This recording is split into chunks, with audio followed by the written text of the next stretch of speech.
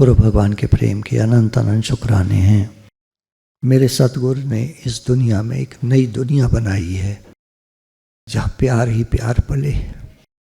हमारे गुरु के समान जग में नहीं कोई दाता। अपने गुरु पर हर एक को नाज होता है और होना भी चाहिए। हर एक के अपने गुरु होते हैं। हम ये नहीं कह सकते कि एक ही गुरु, दुनिया में हजारों गुरु हैं। और जो गुरु जिनके लिए जीते हैं, जिनका जीवन बना अपने गुरु की वजह से, उन सब गुरुजनों को हमारा नमन है। हमारे दादा भगवान उनमें से एक गुरु। दादा भगवान की वाणी से कुछ पॉइंट्स लेते हैं। दादा भगवान बहुत कहते थे, इच्छा मात्रम अविद्या। हमारी इच्छा अविद्या है, इच्छा ही हमको दुखी करती है। एक इच्छा के कारण सीता जी को कितना दुख झेलना पड़ा। कैकेयी की एक इच्छा कि मेरा बेटा राज्य सिंहासन पर बैठे, सारा घर बर्बाद करके रख दिया। सीता जी की एक इच्छा कि मुझे सोने का हिरण चाहिए, जिंदगी बर्बाद हो गई उनकी। उसके बाद से कभी वो राजमहल में सुख से नहीं रह पाई। पहले तो सारा वनवास, सारी रावण के साथ प्रॉब्लम्स, सारी लड़ाइयाँ, वापस पहुँचे तो धोबी ने कह दिया कुछ कुछ, और सीता जी को फिर भेज दिया गया जंगल में। उनके बच्चे आश्रम में पले, जंगलों में पले, राजकुमार हो करके सारा जीवन नरक हो गया। ये जो हमारा इतिहास है भारत का, ये हमको बहुत कुछ सिखाता है। चाह बर्बाद करेगी मुझे मालूम न था। हमारी एक इच्छा हमारी जिंदगी को बर्बाद कर सकती है। ये हमको पहचान मिलती है सीता जी के जीवन से। तभी भगवान ने गीता में कहा है, अर्जुन संकल्प विकल्प का त्यागी ही सच्चा सन्यासी है। और सन्यासी को भगवान ने कहा, घर छोड़ने वाले को मैं सन्यासी नहीं कहता। सन्यासी होता है अंतःकरण से। मेरे मन में अपने लिए कोई चाह नहीं है। अगर मेरे मन में अपने लिए कोई चाह नहीं है तो मैं सन्यासी हूं। मेरे कपड़े भले लाल पीले काले जो भी हैं, पर अगर मेरे अंदर मेरे लिए, मेरे स्वार्थ के लिए, मेरे सुख के लिए, मेरे नाम के लिए, मेरे पद के लिए कोई इच्छा नहीं है तो मैं सन्यासी हूं। और अगर मेरे मन में कामनाएं हैं, इच्छाएं हैं, तो मैं घर छोड़कर चला जाऊं, गेरुआ पहन लूं, फिर भी मैं सन्यासी नहीं हूं। रामचंद्र जी को कितना दुख उठाना पड़ा, कितना भयंकर युद्ध हुआ, कितना खून खराबा हुआ, कितनी समस्याएं हुई। कंस को देख लीजिए, हिरण्याकश्यप को देख लीजिए। इनकी अपनी इच्छाएं कि हमको भगवान कहा जाए, माना इतना अहंकार कि मेरे सामने कोई भी दूसरा नहीं है, बर्बाद हो गए, खत्म सारा कुल। रावण के लिए गुरु ग्रंथ साहब में लाइन आती है, 1 लख पूत 1.25 लख नाती, तिसके घर दिया न बाती। 1 लाख बेटे 1.25 लाख नाती पोते, उसके घर दिया जलाने वाला कोई नहीं बचा। उसका अहंकार ले डूबा, सब खत्म कर दिया। बहुत सीखने को मिलता है। फिर दूसरा पॉइंट है गुरु जी का, आप भय बुढ़े तृष्णा भई जवान। जैसे जैसे उम्र बढ़ती है, सावधान, बच्चों के लिए भी सावधानी है, हम सब के लिए सावधानी है। जैसे जैसे उम्र बढ़ेगी हम सोचते हैं कि हम भगवान में मन लगा लेंगे। सावधान, जैसे जैसे उम्र बढ़ेगी, सावधानी ही साधना है। गुरु का एक पॉइंट है, सावधानी ही साधना है। जैसे जैसे उम्र बढ़ेगी तुम्हारी तृष्णा और बढ़ेगी, तुम्हारी इच्छाएं और बढ़ेंगी।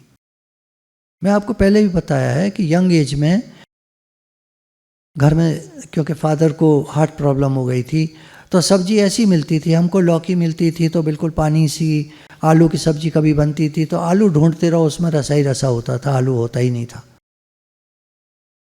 ऐसा खाना मिलता था। तो यंग एज में कंट्रोल फिर भी कर सकता है आदमी, पर जैसे जैसे उम्र बढ़ती है एक खाने की इच्छा और बढ़ती है। तो जिन्होंने यंग एज में अपनी इच्छाओं को कंट्रोल कर लिया है वो बुढ़ापे में भी कर जाएंगे आराम से। नौकरी पर बुढ़ों को रखा जाता है, जवान लोगों को क्यों? बुढ़ापे में नहीं कर सकते। हर चीज, चाहे वो ज्ञान है, आध्यात्मिक ज्ञान है, हर चीज यंग एज के लिए होती है।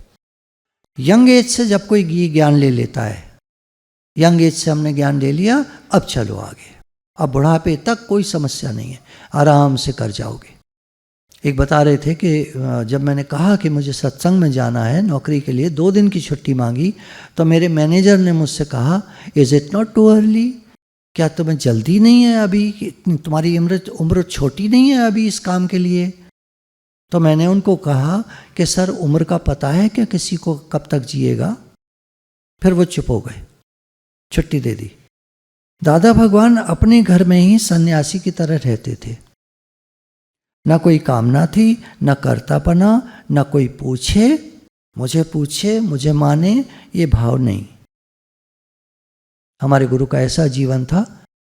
और क्योंकि घर में कमरे कम पड़ गए थे, बच्चे थे, उनकी शादियां हो गई, उनके बच्चे होने लगे, तो बालकनी में तिरपाल डालकर उसी में रहते थे, उसी में पढ़ते लिखते थे, उसी में सो जाते थे।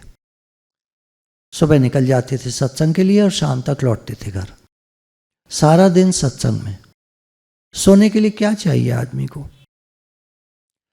आखिरी दिन कितनी जगह चाहिएगी एक आदमी को? आखिरी दिन कितनी जगह चाहिएगी लेटने को, कुछ भी करने को? कितनी जगह चाहिएगी? बस वो 6 फीट लंबी जगह, बस। शमशान में फूंक देते हैं, कब्रिस्तान में गाड़ देते हैं, कितनी जगह चाहिए? तो ऐसा जीवन होता है जो महात्मा प्रकृति के होते हैं, सन्यासी प्रकृति के होते हैं, जिनको संसार से कुछ नहीं चाहिए, उनका जीवन ऐसा रहता है बिल्कुल शांति में, और किसी से कुछ नहीं चाहते, कोई कामना नहीं। पेड़ के नीचे रहने वाले को कितना सामान चाहिए? कौन सा सोफा चाहिए, कौन सी क्या चीज चाहिए? तो हम अंदर से सन्यासी बन सकते हैं। देखिए मेरी बात को प्लीज़ आप गलत मत उठाइएगा, मैं कोई आपको वैराग नहीं दिला रहा। हमारे गुरु जो बात कहते हैं वो मैं कोशिश कर रहा हूँ कि उस बात को ठीक से हम लोग समझ पाएँ। गुरु का ये कहना है, अंदर से तुम सन्यासी हो जाओ, अंदर से संकल्प विकल्प का त्याग कर दो और एक नॉर्मल जीवन जियो, जैसे एक आम इंसान जीता है ऐसे जीवन जियो। ज़्यादा इच्छाएं नहीं, ज़्यादा कोई बातें नहीं, साधारण जीवन। वो कहावत है ना कि सादा जीवन उच्च विचार, विचार महान रखो, सादा जीवन रखो, आराम से खाओ पियो जियो और सेवा करते चलो। मुख्य क्या है शरीर का काम? सेवा करना, सेवा करते चलो। दूसरा पॉइंट है, कोई शीश महल हो, मतलब शीशे वाला कमरा हो जिसमें चारों तरफ शीशे लगे हैं, तो उसमें अगर आप घुसिए तो अक्स पड़ता है अपना, तो ऐसे दिखता है इधर भी हम बहुत सारे हैं, इधर भी हम बहुत सारे हैं, इधर भी और इधर भी, चारों तरफ हम बहुत सारे दिखाई देते हैं। ये एक रिफ्लेक्शन का लॉ है कि शीशे के सामने शीशा हो तो हम बहुत सारे दिखाई देते हैं। अब उस कमरे में एक कुत्ता जाए, सोच के देखिए तो क्या होगा? अरे पागल हो जाएगा, भौंक भौंक के पागल हो जाएगा, इतने सारे कुत्ते। और उसी कमरे में शीश महल में एक राजकुमार जाए तो क्या देखेगा? मैं ही तो हूं। तो इस समझ हमको गुरु से मिलती है कि तुम अगर दूसरा देखते हो तो हमारी बुद्धि ठीक नहीं है, और अगर तुम अपना आप देखते हो कि सर्वत्र जैसे मैं हूं वैसे ही सारे हैं, हम सब भगवान के बच्चे हैं, तो जैसे हम हैं वैसे ही सारे हैं और हम सब एक हैं। अब बताओ, अब कोई समस्या, अब कोई प्रॉब्लम, अब कोई झगड़ा? अब देखिए घर में आप कहेंगे थोड़ी बहुत कहन सुनन हो जाती है, वो तो हर घर में होती है, वो कोई बात नहीं है। थोड़ी बहुत कहन सुनन, थोड़ा बहुत ऐसे कुछ हो जाता है, नोक झोंक है ना, तो वो कोई बात नहीं है। उसको आप ऐसे रखिए जैसे अब संसार रूपी नाटक में सीन चल रहे हैं, पात्र हैं, अपना अपना अभिनय करते हैं, उसको उस तरह व्यवहार को छोड़ दीजिए। अंदर की बात यह है कि हम सब भगवान के बच्चे हैं और हम सब एक हैं, ये अंदर की बात है। बाहर से तो ठीक है, शक्लें अलग अलग हैं, लोग अलग अलग हैं, ध्यान ज़्यादा मत दीजिए, है ना, ध्यान ज़्यादा नहीं देना चाहिए दुनिया की तरफ, लोगों की तरफ। अपना उद्धार करना है हमें। फिर आगे पॉइंट है, ज्ञान का दान सबसे बड़ा दान है। गीता में भगवान ने कहा, अर्जुन ज्ञान का दान सबसे बड़ा दान है। हम किसी को एक टाइम की रोटी खिला देते हैं तो दूसरे टाइम क्या वो फिर से भूखा नहीं हो जाएगा? दादा भगवान एक मिसाल देते थे, teach a man how to fish, he will earn his living for his lifetime. एक आदमी को, उदाहरण है, आप उसको वैसे मत लेना, कुछ भी सिखा दो एक आदमी को, एक बढ़ई का काम सिखा दो, कारपेंटर का काम, मतलब प्लम्बर का काम सिखा दो, कोई काम। उन्होंने कहा एक आदमी एक बार तालाब के किनारे बैठा था और भगवान से प्रार्थना कर रहा था, भगवान मैं भूखा हूँ, मैं क्या करूँ? तो एक आदमी ने उसको फिशिंग रॉड लाकर दे दी। मछली पकड़ने की एक रॉड आती है, उसमें धागा बंधा होता है, तो आगे वो कीड़ा फेंक देते हैं, मछली उसको पकड़ती है, कांटे में फंस जाती है, उसको खींचकर बाहर निकाल लेते हैं और पका के खा लेते हैं। ये जो बाहर के लोग होते हैं, विदेशी कहानी है। तो teach a man how to fish, उसको मछली पकड़ना सिखा दो, जिंदगी भर वो कमाता रहेगा, खाता रहेगा। कहने का भाव ये है कि हम सोचते हैं हम किसी को देकर अब बड़ा काम कर रहे हैं, किसी को कुछ सिखा के हम बड़ा काम कर रहे हैं।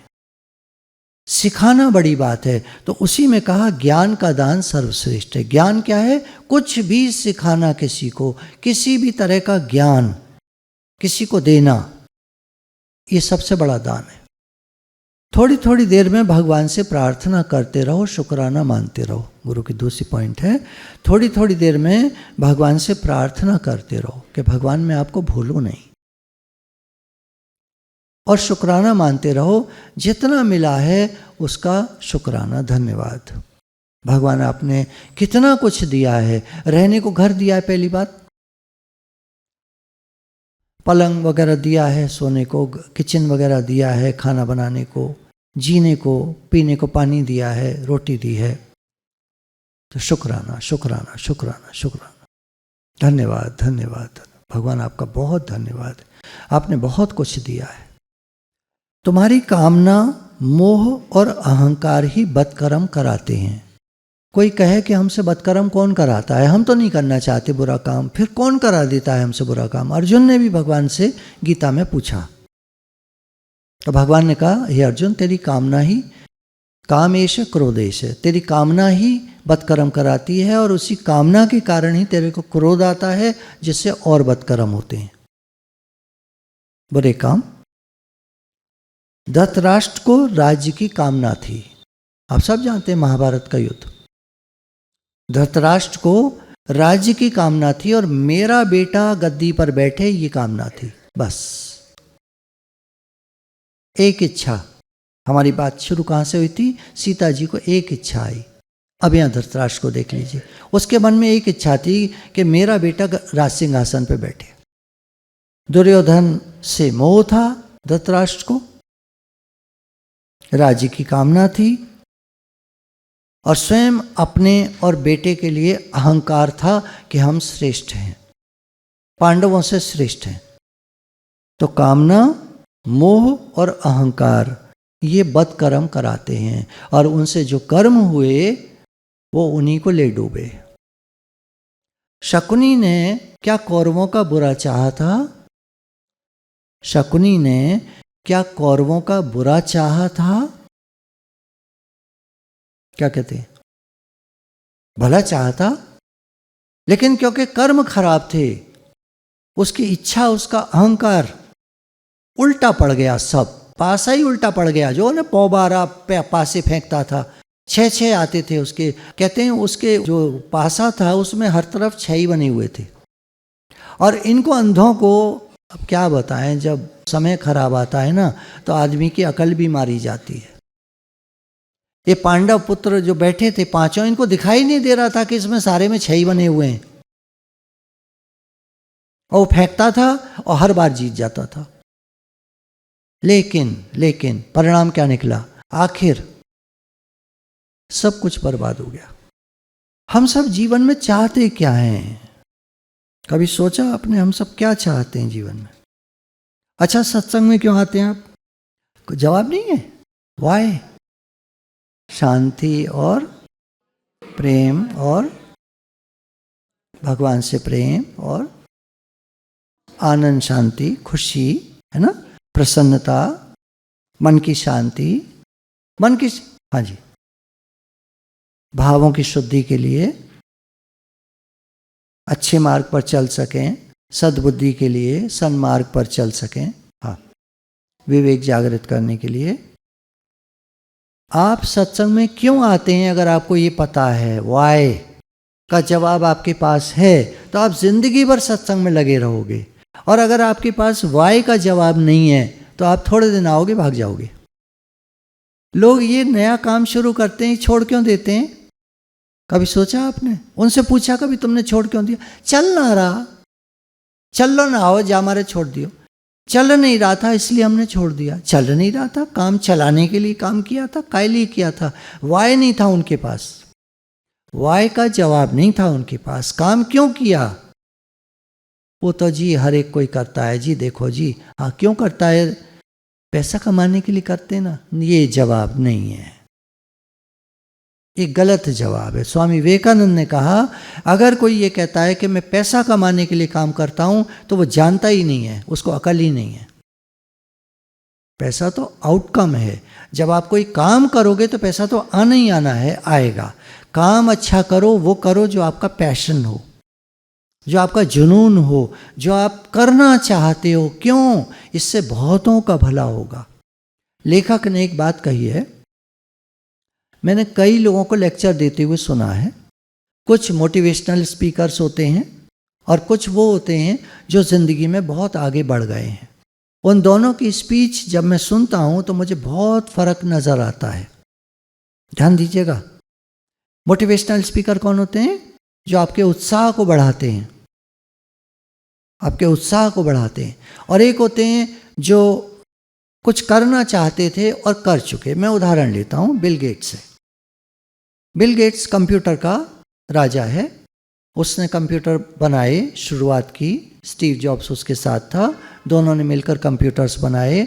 दोनों अपनी अपनी लाइन में निकल गए और दोनों ने बहुत अच्छा किया।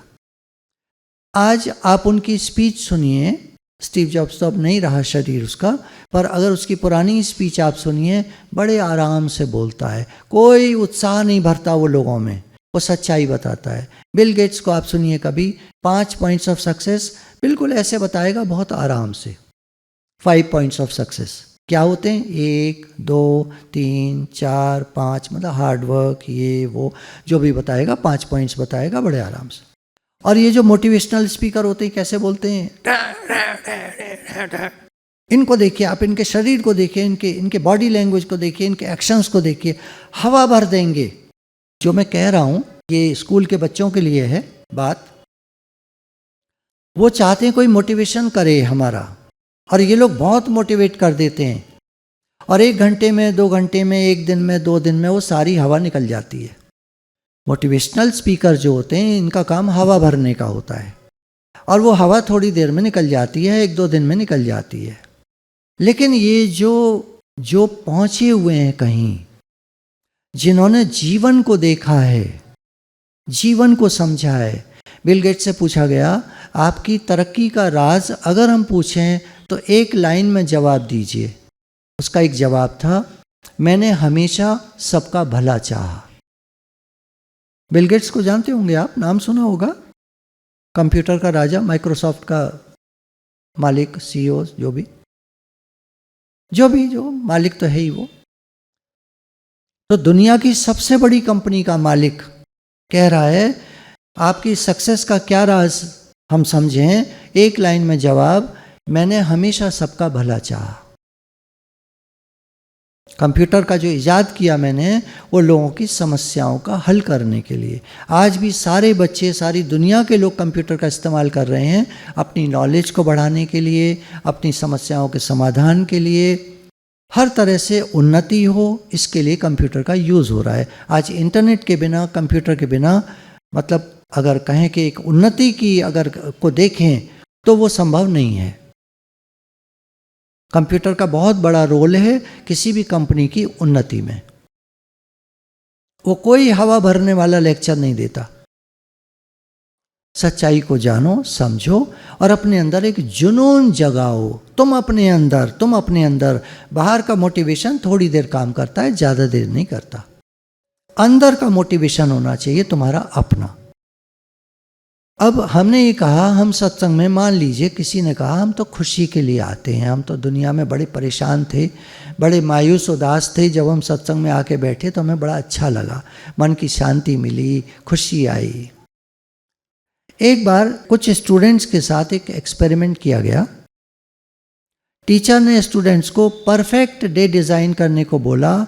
एक दिन मैं तुम्हें कल का दिन देता हूँ, पूरा दिन तुम अपने मन के हिसाब से जीना, तुम अपने मन के हिसाब से काम करना, पूरा दिन तुम अपने मन के हिसाब से जो भी क्रिया करनी है उसको करना, जैसे तुम्हें जीना है वैसे जीना। और परसों उसके बारे में रिपोर्ट लिख कर लाओगे तुम्हें कैसा लगा। हर वो कोशिश करना जिससे तुम पूरा दिन खुश रहो। बच्चे चले गए घर। अगला दिन सुबह हुआ, बच्चों ने अपने मन के अनुसार डिज़ाइन किया, मैं ये करूँगा, मैं वो करूँगा, कोई टीवी, कोई वीडियो गेम्स, कोई फ्रेंड्स के साथ मूवीज़, कोई रेस्टोरेंट, कोई शॉपिंग करना, घूमना, अकेले समय बिताना, जैसे कोई फैमिली के साथ, कोई ये कोई वो। किसी ने बुक्स पढ़ी, नॉवेल पढ़ी, यूट्यूब पर वीडियोस देखे, किसी ने कुछ, सब अपनी अपनी तरह से उन्होंने पूरा दिन जिया। अब जब अगले दिन आए, यानी परसों, आज से परसों अगले दिन जब आए तो टीचर ने पूछा, अब बताओ क्या आप लोग, सब लोग जो बच्चे क्लास के हैं, 100% खुश हुए कल के दिन जो कल चला गया? पूरा दिन आपने अपने मन के अनुसार बिताया, क्या आप खुश हुए? बच्चों ने कहा नहीं। क्यों? क्योंकि 100% हमारे मन के हिसाब से नहीं हो पाया, और अगर हो भी पाया तो हमें उसमें खुशी नहीं आई। कुछ ना कुछ ऐसा कारण बना कि हमारा मन खराब हो गया। दोस्तों के साथ घूम रहे थे तो उसमें एक्सपेक्टेशंस थी हमारी, कुछ इच्छाएं थी वो हमारी पूरी नहीं हुई। कुछ दोस्त ने, किसी ने टॉन्ट मार दिया, किसी ने कुछ कर दिया, किसी ने, मतलब कुछ भी ऐसा कुछ होता रहा। चाहे वो परिवार के साथ थे, चाहे वो किताबें पढ़ रहे थे, चाहे वो कोई वीडियो गेम्स खेल रहे थे, चाहे वो यूट्यूब पर कुछ देख रहे थे। पूरा दिन अपने मन का हिसाब से करने के बाद भी कोई ना कोई कारण ऐसा बना जो उनकी खुशी 100% नहीं हो पाई। भगवान ने गीता में यही कहा है कि संसार दुख रूप है, सुख रूप केवल उनके लिए है जो भगवान के समर्पित है। हे अर्जुन, तू मेरी शरण में आ जा। शरणागत भक्त का योगक्षेम भगवान वहन करते हैं, भगवान उसका काम चलाते हैं। उसे पता है कि जीवन में सुख दुख आते जाते हैं, ये सब चीज़ें चलती रहती हैं, उतार चढ़ाव आते जाते हैं, ये भक्त को पता रहता है। तो वो 100% खुश होने का प्रयास ही नहीं करता है। तो इसमें पॉइंट है, avoid thinking about happiness, be happy in the now. इस पल में खुश रहना सीखो। इस समय में कोई दुख आपको, इस समय एक सवाल है, कोई दुख आपको इस समय, क्या आप शांत, अंदर से मन में शांति है, खुश हैं, ठीक है, मतलब ठीक है, इस समय ठीक है? ये रिसर्च में पाया गया। जो गुरु हमको कब से कह रहे हैं, ये रिसर्च हुई है अभी पीछे यूएस में, अमेरिका में, उसमें पूरी क्लास का ये किया गया था एक्सपेरिमेंट। ये पता चला कि 100% कभी कोई खुश हो नहीं सकता। इससे ये पता चलता है कि हमारा मन, रिसर्च में उन्होंने रिपोर्ट में लिखा, हमारा मन हमें पूर्णतः सुखी नहीं होने देता। हमारा ही मन, हमें खुशी किसी वस्तु, व्यक्ति, पदार्थ, घटना में नहीं ढूंढनी। ये तो स्वाभाविक है। बस आप सब कुछ, जैसे कहना चाहिए मन से, अंदर की बात है, मन से ऐसे सब छोड़कर शांत भाव से बैठ जाओ और आप अभी सुखी हो।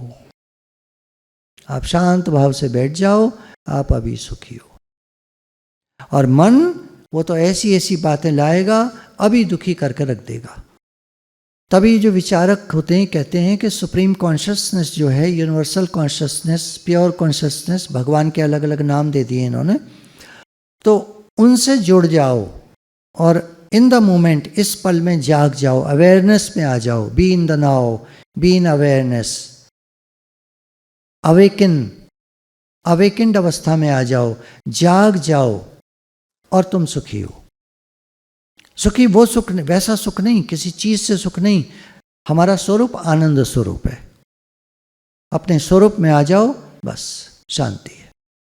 खुशी ढूंढने चलोगे तो फिर तो ऐसे ही है, मिले ना मिले, कितनी मिले, कितने % मिले, मिलती है खुशी। ऐसा नहीं सामान खरीदता है आदमी, मिलती है खुशी। तो इसको हेडोनिक ट्रेडमिल कहते हैं।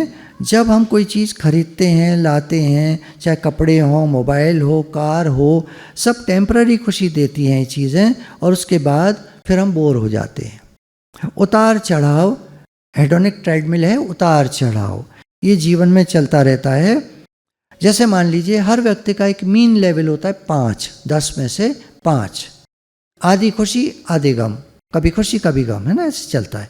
तो खुशियाँ भी हैं और दुख भी हैं, हम हमारे जीवन में दोनों रहते हैं।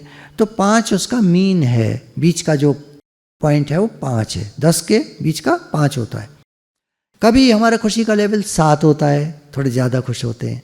कभी हमारी खुशी का लेवल 3 पर आ जाता है, अर्थात हम ज़्यादा दुखी हो जाते हैं, खुशी बहुत कम, दुख ज़्यादा।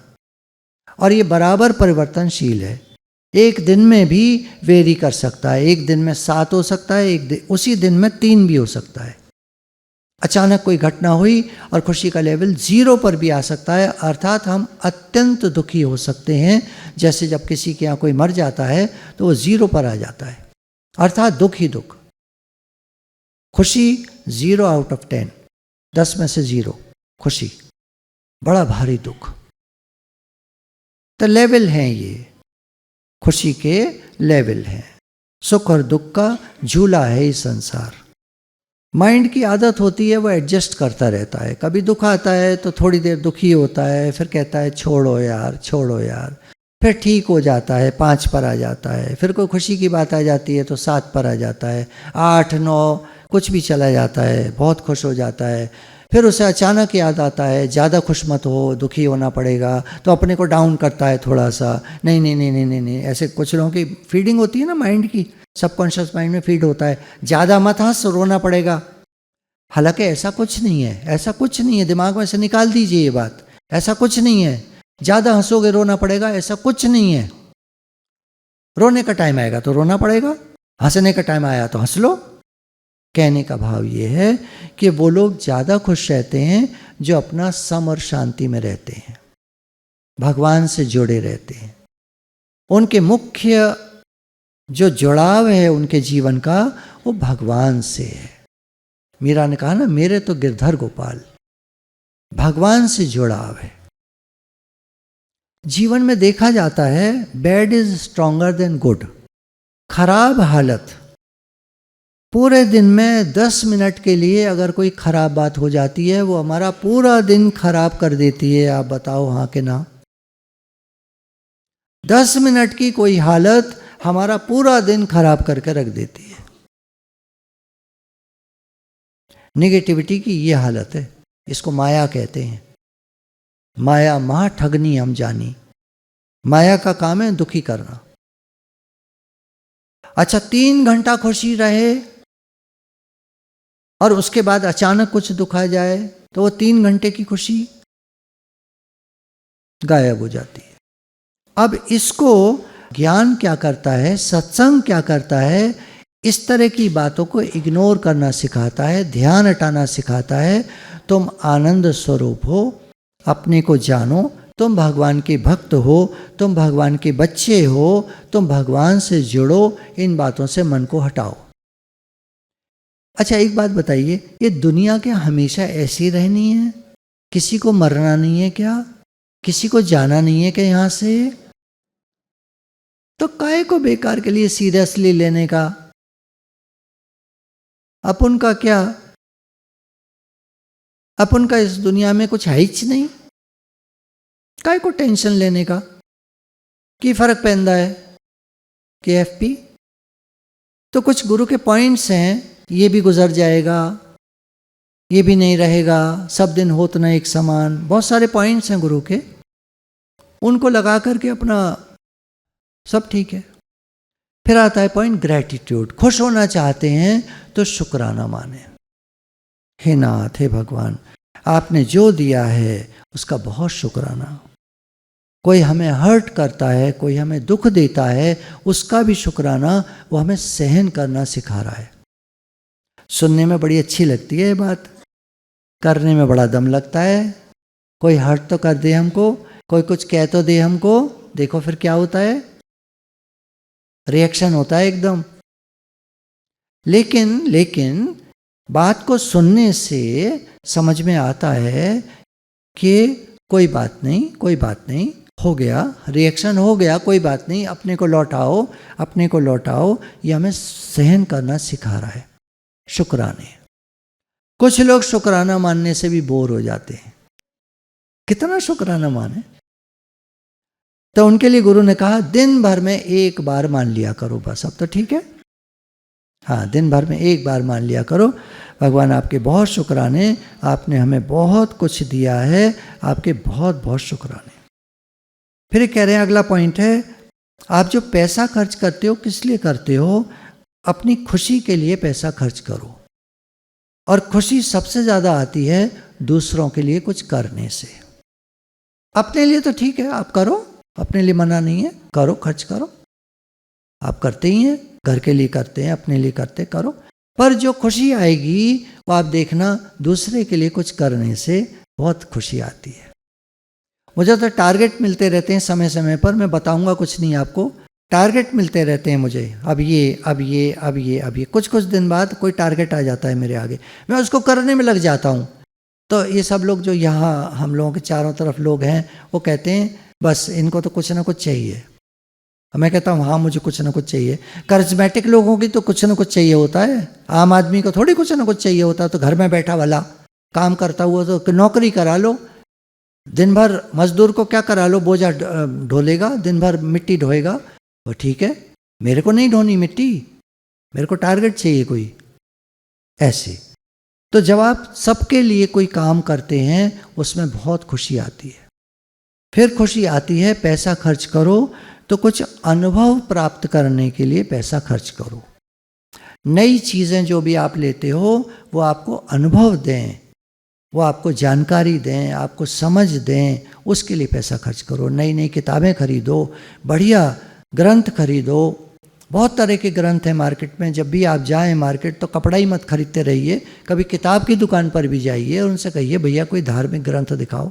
कुछ नहीं है तो स्वामी राम सुखदास जी की किताबें दिखा दो, बहुत पतली पतली बहुत सारी किताबें आती हैं, 5 रुपए की, 10 रुपए की, 15 रुपए की। अब वो एक एक किताब एक बार में ले आए, 2 ले आए, पढ़िए आप उनको, काफ़ी कुछ आपको ऐसा लगेगा हमारा ही सत्संग जैसे है, मिलता जुलता। अब हमारे गुरुजी की तो कोई किताबें छपी नहीं है, उस तरह की तो आती ही नहीं है, तो कैसे करें फिर। तो कोई भी अच्छी किताब खरीदें, पढ़ें, इसमें आपको खुशी आएगी। तो करिश्मा जो होता है ये आपको जिंदगी भर के लिए इंस्पायर करता है, और मोटिवेशनल जो बातें होती हैं ये आपको थोड़ी देर के लिए इंस्पायर करती हैं बस। तो हमेशा हम किसी के काम आ सकें ऐसा भाव रखिए और आपके जीवन में हमेशा खुशी रहेगी। गुरु भगवान के प्रेम के अनंत अनंत शुक्राने हैं। राधे राधे भगवान जी।